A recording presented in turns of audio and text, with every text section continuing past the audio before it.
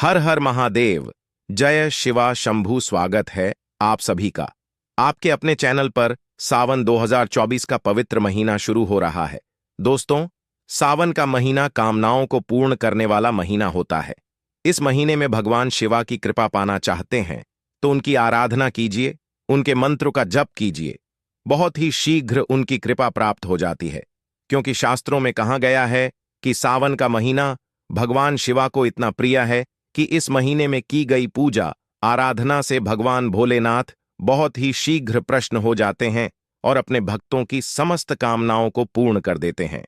दोस्तों, इस तरह अगर आप सावन के सोमवार की दिन यदि आप भोलेनाथ के वहां नदी महाराज की पूजा अर्चना करते हैं तो आपकी हर मनोकामना तुरंत पूरी हो जाती है। और अगर पूजा करते समय आप यह शब्द नदी जी के कान में बोल देते हैं तो आपका कार्य पूरा होने से कोई नहीं रोक सकता। दोस्तों, इस सावन मास में भगवान शिवा की पूजा के समय कुछ विशेष नियमों का पालन पुर करना चाहिए। कुछ विशेष नियम इस सावन मास में हमें जरूर निर्धारित करनी चाहिए कि हम इस विधि से पूजा आराधना करेंगे। अगर हमारे मन की कोई भी विशेष कामना है तो उसको अगर बहुत शीघ्र आप पूर्ण करना चाहते हैं तो आप कुछ विशेष नियम इस सावन मास में जरूर अपनाइए। ऐसे ही कुछ बहुत विशेष नियमों के बारे में आज इस वीडियो में हम बात करने वाले हैं। लेकिन दोस्तों, उससे पहले आपसे रिक्वेस्ट करते हैं कि वीडियो को लाइक जरूर करेगा, दोस्तों को शेयर कर दीजिएगा। और अगर आपने अभी तक चैनल को सब्सक्राइब नहीं किया है तो चैनल को सब्सक्राइब करके बेल आइकॉन जरूर दबे। दोस्तों, आपकी कोई भी कम ना हो, किसी भी कामना के लिए भगवान शिवा की आराधना करना चाहते हैं, धन, संतान, व्यापार या फिर जीवन की कोई भी आपकी समस्या हो उसे दूर करना चाहते हैं, आप किसी भी नियम का पालन पुर कीजिए, भगवान शिवा की आराधना कीजिए, आपकी कामना अवश्य पूर्ण होगी। सावन बीतने से पहले कई बार मनोकामनाएं पूर्ण हो जाती हैं। भगवान शिवा इतना अधिक प्रसन्न हो जाते हैं अपने भक्तों पर। हम सिर्फ समर्पित भाव से भगवान शिवा की शरण में जैन सर्वस्व त्याग कर भगवान शिवा की शरण में जाए। सर्वस्व त्यागने का मतलब सिर्फ यह है कि जब हम भगवान की शरण में जाते हैं तो हमें माम में किसी भी प्रकार का संशय नहीं रखना चाहिए। कई भक्ति होते हैं जो पूजा करते हैं लेकिन उन्हें लगता है कि इस पूजा से कुछ नहीं होगा। अगर आप पहले ही यह चीज मान लेंगे कि देखते हैं क्या होता है तो सच में कुछ नहीं होगा। आपको मां में विश्वास रखना होगा कि मंत्र एक लौटा जल ही अगर मैं भगवान शिवा को अर्पित कर रहा हूं तो इसी से मेरी मनोकामना पूर्ण हो जाएगी। अगर आपके मां में विश्वास होगा तो शिवलिंग के मंत्र दर्शन करने से भी आपकी मनोकामना पूर्ण हो जाती है। तो विश्वास बहुत आवश्यक है, इसलिए कह रहे हैं सर्वस्व त्याग कर भगवान शिवा की शरण में जाना होता है, तभी हमारी मनोकामना पूर्ण हो जाती है। दोस्तों, आज जो नियम हम आपको बताने वाले हैं, आप इसमें से कोई भी एक नियम अपना सकते हैं, चाहे तो सभी नियमों का पालन पुर कर सकते हैं। यह पूजा के ही नियम है, बस हमें ध्यान रखना है कि हम पूरे महीने इन नियमों का पालन पुर करें, प्रतिदिन इस नियम का पालन पुर करें और श्रद्धा भाव से पूरे नियम का पालन पुर करें। वो सबसे पहले बात करते हैं अभिषेक के बड़े में। जो हम अभिषेक करते हैं भगवान शिवा का, एक आप नियम बनाया कि प्रतिदिन आप शिवलिंग का अभिषेक करेंगे।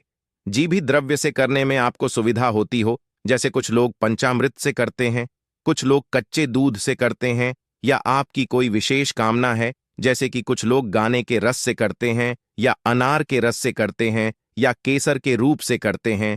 जो भी आपके पास उपलब्ध हो या जो भी आपकी कामना हो, आप यह नियम बना लीजिए कि हर रोज आपको शिवलिंग का अभिषेक करना है।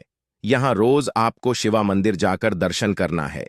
अब अभिषेक कैसे करना है? बहुत से भक्ति जाते हैं, जल्दी से अपने हाथ में जो पानी होता है, जो भी द्रव्य आपके साथ में होता है, पत्र में आप पलटते हैं शिवलिंग पर और थोड़ी डर रुकते हैं और चले आते हैं। ऐसे अभिषेक नहीं करना है। जब आप अभिषेक करते हैं, पूरी श्रद्धा भाव से सच्चे मन से कीजिए। पत्र जो अपने हाथ में पड़ा है, दोनों हाथ से पकड़कर भगवान शिवा के शिवलिंग पर जो आप द्रव्य गिरते हैं उसकी धार बहुत ही पतली धार होनी चाहिए। जब आप भगवान शिवा का अभिषेक करें तो उत्तर दिशा की तरफ आपका मुख होना चाहिए और पूरे श्रद्धा भाव से पतली धार बनाते हुए भगवान शिवा के मंत्र का जप करते हुए, किसी भी मंत्र को आप जपना चाहते हैं उसे मंत्र के द्वारा भगवान शिवा का अभिषेक कीजिए। हर क्षण आपके मां से वह मंत्र निकलते रहना चाहिए। जब तक आप शिवा का अभिषेक कर रहे हैं तब तक तो पतली धार के द्वारा जब आप अभिषेक करेंगे तो बहुत अधिक समय तक आप अभिषेक भी करेंगे, और अभिषेक करते समय हम जितने अधिक मंत्रों का जाप करते हैं उसका फल हमें बहुत अधिक प्राप्त होता है। तो जब आप अभिषेक करते हैं इस बात का जरूर ध्यान रखें कि अभिषेक आप प्रतिदिन करें। यह निर्धारित कर लीजिए कि इस पूरे महीने में मैं हर रोज अभिषेक करूंगा। अगर आप यह एक नियम भी बना लेते हैं तब भी आपको बहुत ही श्रेष्ठ फल की प्रताप होती है। आपकी जो भी कामना है भगवान शिवा से कहे, प्रार्थना करें। अभिषेक प्रतिदिन करने का नियम आप ले लीजिए। अगला नियम जो आपको ध्यान रखना है, शाम को शिवा मंदिर में दीपदान जरूर करना चाहिए। यह संकल्प ले लीजिए कि इस पूरे सावन में मैं शिवलिंग का हर रोज दर्शन करूंगा, अभिषेक करूंगा और शाम को दीपदान अवश्य करूंगा। शाम का मतलब होता है जब सूर्यास्त हो जाता है, तब हमें शिवा मंदिर में शिवलिंग के समक्ष दीपदान करना चाहिए। अगर तो आपके घर के आसपास मंदिर हो तो आप हर रोज शिवलिंग के दर्शन कर पाते हैं, शिवा मंदिर जा पाते हैं, तो आपको मंदिर जाकर ही शिवा के पास, शिवा के समक्ष आपको दीपदान करना चाहिए।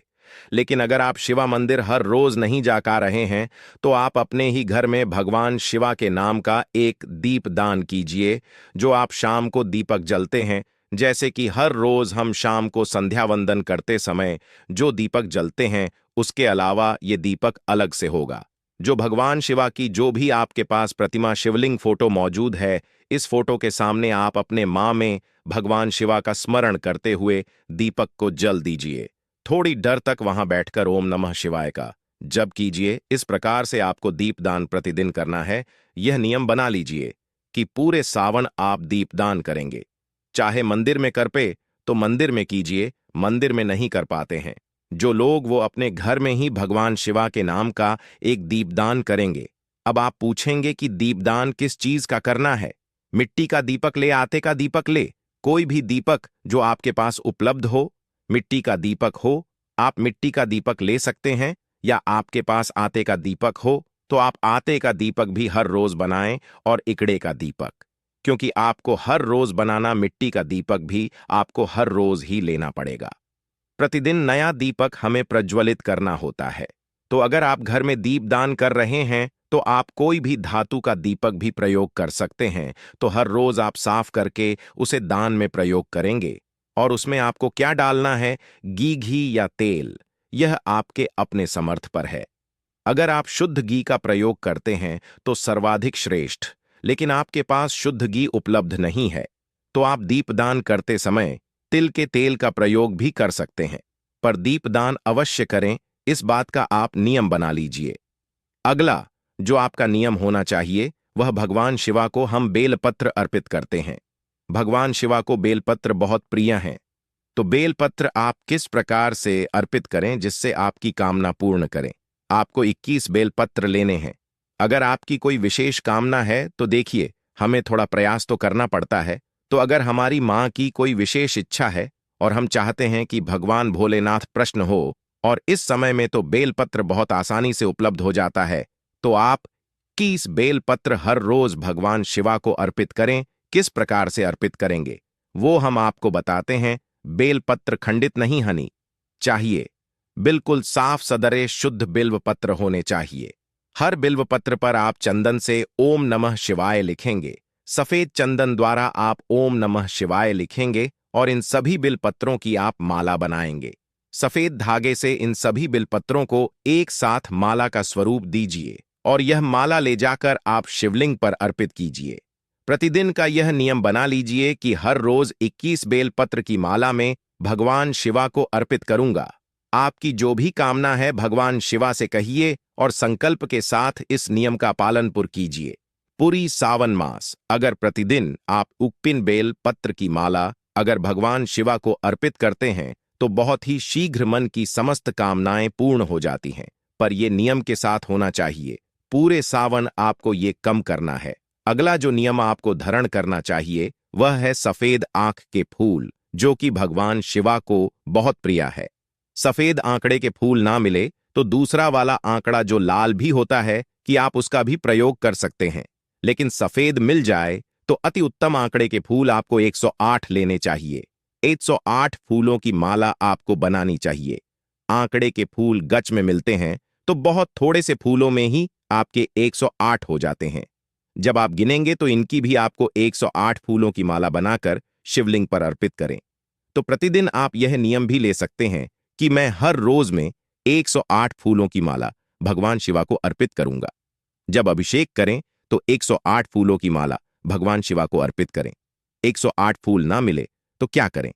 तब आप 21 फूल लेकर इसकी भी माला बनाकर भगवान शिवा को अर्पित कर सकते हैं। हर रोज अगर आप सफेद आंकड़े की पुष्पों की माला भगवान शिवा को अर्पित करते हैं तो मां की कोई भी कम ना हो, धन से संबंधित या संतान से संबंधित समस्या हो आपकी, या जीवन में आपको सुख समृद्धि चाहिए और भी कोई समस्या आपकी हो, शक्ति है किसी भी समस्या के लिए आप यह उपाय करें। संकल्प लेकर जब कोई भी उपाय करते हैं कि यह कम मैं पूरे सावन करने वाला हूं या करने वाली हूं, तो वो आपकी कामना भगवान शिवा अवश्य पूर्ण करते हैं। इसी प्रकार से आपको यह नियम पूरे सावन लागू करना है। मतलब पूरे सावन में आप इनमें से कोई भी एक नियम बना लीजिए कि पूरे सावन में इनमें से एक नियम का तो मैं जरूर पालनपुर करूंगा, और अगर आप सारे नियम कृपा आते हैं तब तो अत्यंत श्रेष्ठ है। अगला आपका नियम होना चाहिए कि पूजा के बाद, यानी जब आप शिवा मंदिर में पूजा करते हैं, भगवान शिवा की आराधना करते हैं, उसके बाद नदी देवता के कान में हर रोज आपको ओम नमः शिवाय बोलना है। 11 बार बोलना है आपको। और जब नदी देवता के कान में कोई शब्द बोलते हैं तो बहुत आराम से बोलते हैं कि जब हम उनके कान में बोलते हैं तो किसी दूसरे को न सुने दे। जो हमारे पास में खड़ा कोई भी व्यक्ति हो उसे हमारी आवाज सुने ना दे। इतने आराम से हम नदी देवता के कान में अपने शब्द बोलते हैं, अपनी कामना बोलते हैं, ओम नमः शिवाय बोलते हैं। तो आपको सिर्फ 11 बार ओम नमः शिवाय बोलना है, कोई कामना नहीं बोलनी है, सिर्फ ओम नमः शिवाय हर रोज 11 बार पूजा के बाद बोलना है। इतना कर लीजिए, आपकी कोई भी कामना हो नदी देवता भगवान शिवा तक पहुंच देते हैं और आपकी कामना अवश्य पूर्ण हो जाती है। दोस्तों, ये बहुत ही जरूरी नियम है सावन में, और हमें प्रतिदिन सावन में नियमों का पालनपुर करना चाहिए। लेकिन प्रतिदिन अगर आप सभी नियमों का पालनपुर नहीं कर पाते हैं तो पूरे सावन में कोई भी एक नियम या इससे अधिक नियम जितने का आप पालनपुर कर पाते हैं जरूर कर लीजिए। अगला नियम जो आपको इस सावन में करना चाहिए, आपकी कोई विशेष कामना हो तो उसके लिए यह उपाय है पंचाक्षरी मंत्र का। जब पंचाक्षरी मंत्र का जब विशेषकर हर कोई करता है सावन के मास में, ओम नमः शिवाय का जब सभी करते हैं, लेकिन किस विधि से करते हैं? देखिए, आपको एक संकल्पित संख्या लेनी है कि इस पूरे सावन में मैं 1,25,000 की संख्या ओम नमः शिवाय का या नमः शिवाय का जाप कर दूंगा। रुद्राक्ष की माला द्वारा जैसे आप 82,000 मंत्र या पहले दिन से लेकर अंतिम दिन तक अपनी संख्या निर्धारित कर लीजिए।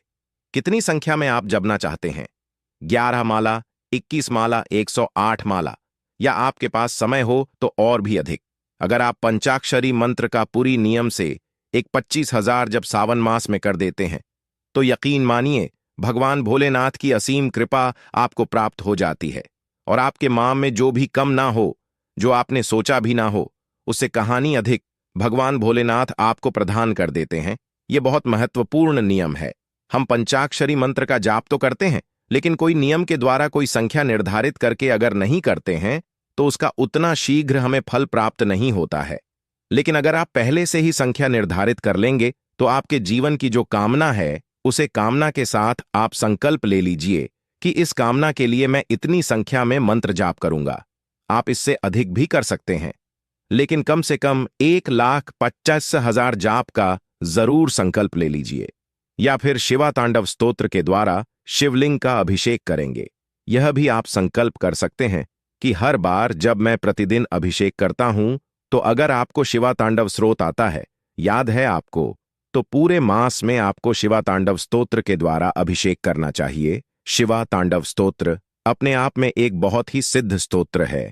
इस स्रोत के पठान मंत्र से श्रवण मास से ही मनोकामनाएं पूर्ण हो जाती हैं, भगवान शिवा की असीम कृपा प्राप्त हो जाती है।